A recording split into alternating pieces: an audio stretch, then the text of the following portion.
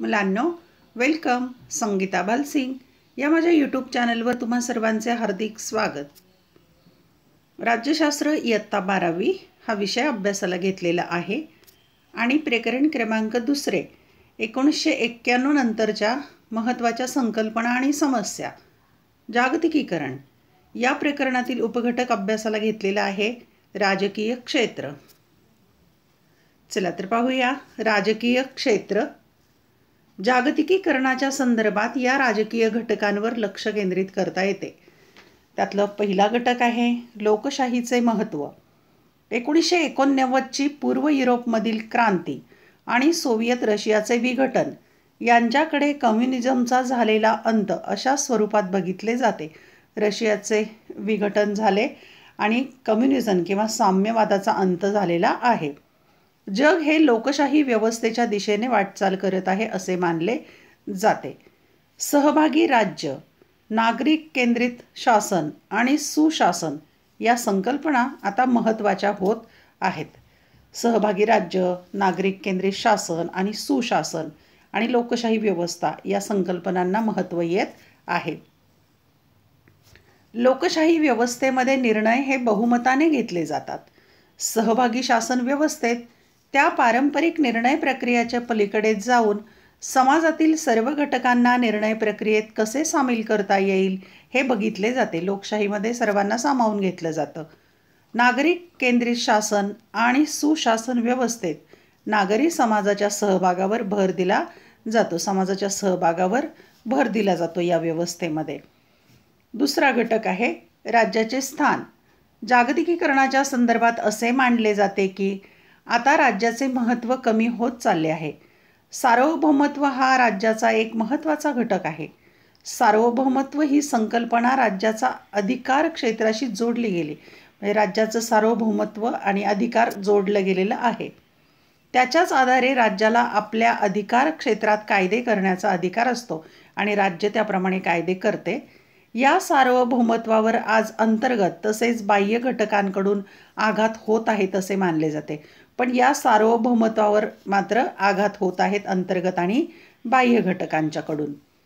आंतरराष्ट्रीय कायद्याचा विस्तार, प्रादेशिक आर्थिक संघटना, बाजारपेठेचे जागतिकीकरण, पर्यावरण आणि मानवी प्रश्नांबाबतची वाढती चिंता ही सर्व बाह्य आव्हाने आहेत आणि ही आव्हानं आहेत प्रत्येक राष्ट्रासमोर.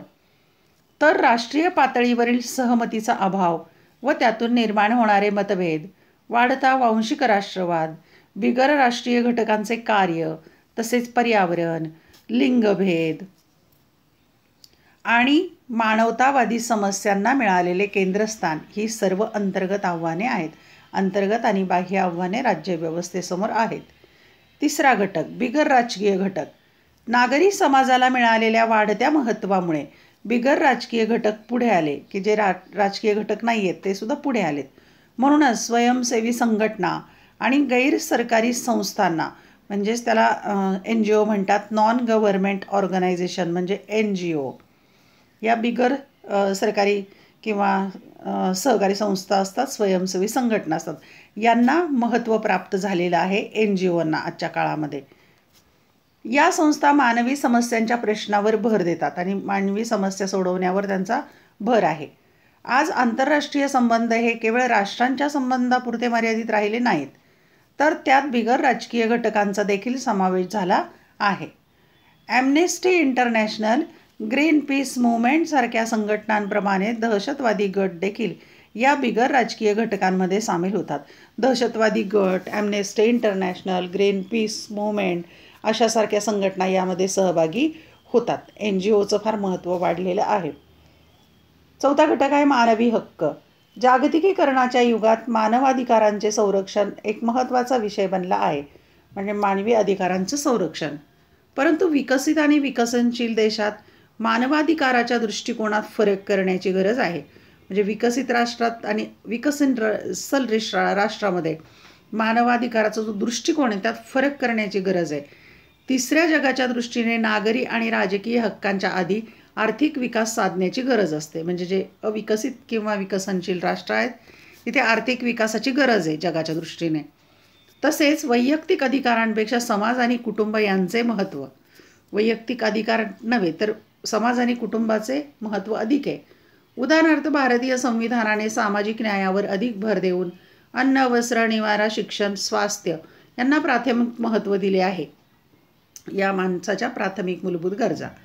असेही मानले जाते की वितरणात्मक म्हणजे वितरणात्मक न्याय मिळवून देण्यासाठी लोक कल्याणापेक्षा स्वातंत्र्याच्या हक्कांवर जास्त भर दिला जातो.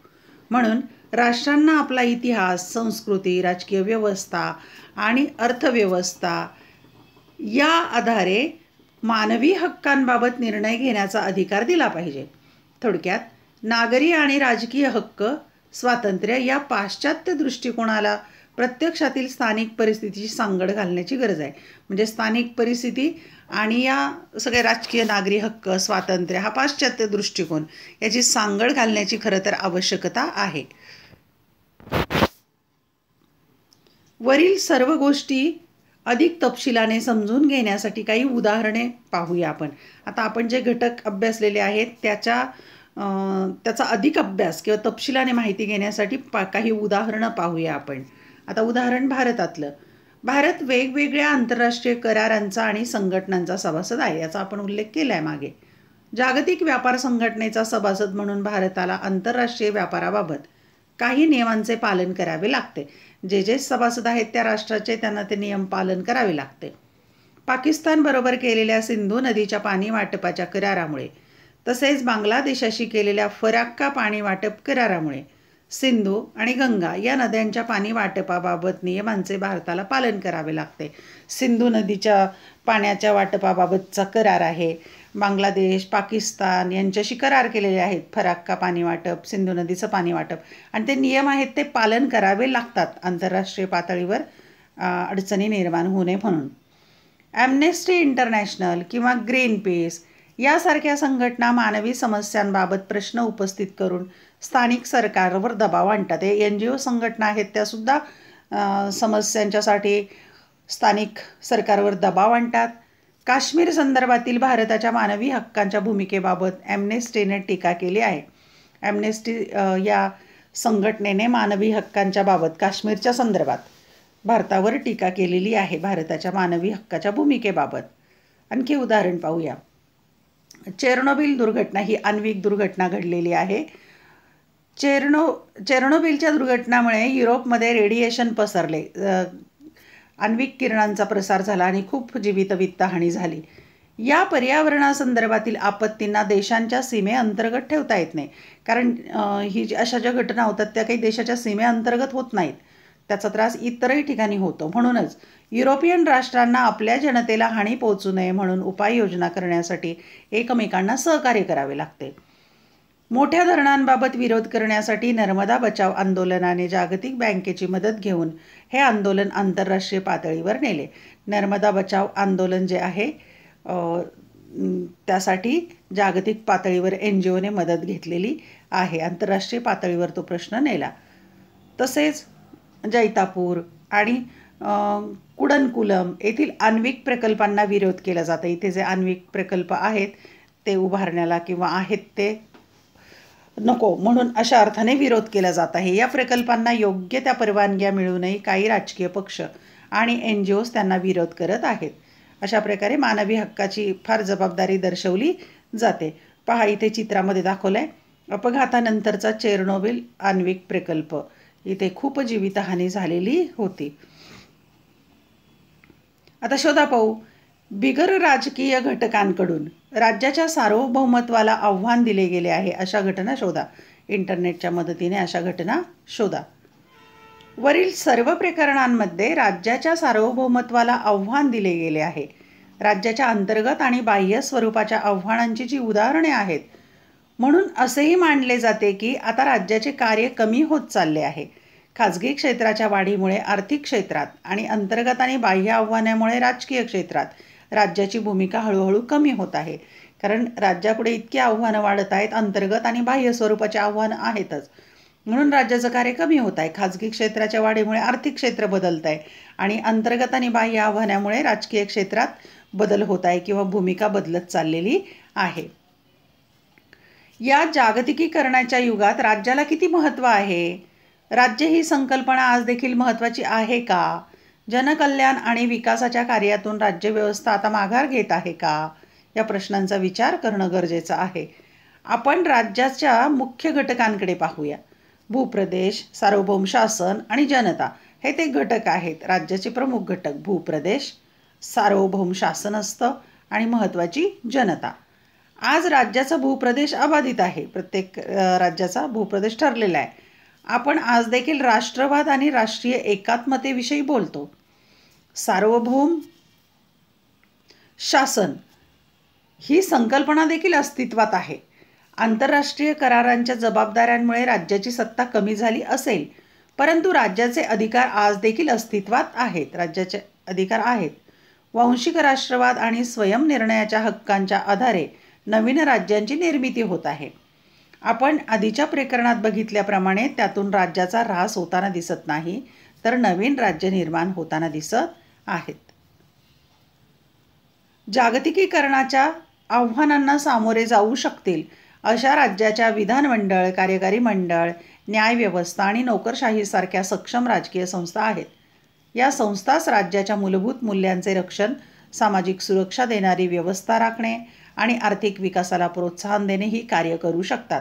म्हणजे विधानमंडळ, कार्यकारी मंडळ, न्यायव्यवस्था, नोकरशाही अशा प्रकारे ही कार्य करू शकतात.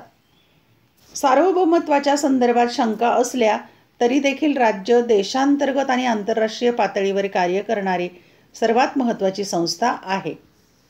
राज्य ही सर्वात महत्त्वाची संस्था. म्हणूनच जागतिक नागरी समाजाचे वाढते महत्त्व, वाढता आंतरराष्ट्रीय व्यापार, वित्त आणि भांडवलाचा मुक्त संचार यामुळे राज्याचे महत्त्व कमी होणार आहे असे मानणे चुकीचे ठरेल, की यामुळे राज्याचं महत्त्व काही कमी होणार नाही. धन्यवाद. व्हिडिओ आवडल्यास चॅनल सबस्क्राईब करा, बेल आयकॉन प्रेस करा, म्हणजे मी नवीन व्हिडिओ पोस्ट केला की त्याचं नोटिफिकेशन तुम्हाला मिळेल. आवडलेला व्हिडिओ लाईक करा, कमेंट करा आणि तुमच्या मित्रमैत्रिणींना शेअर करा. अभ्यासासाठी शुभेच्छा.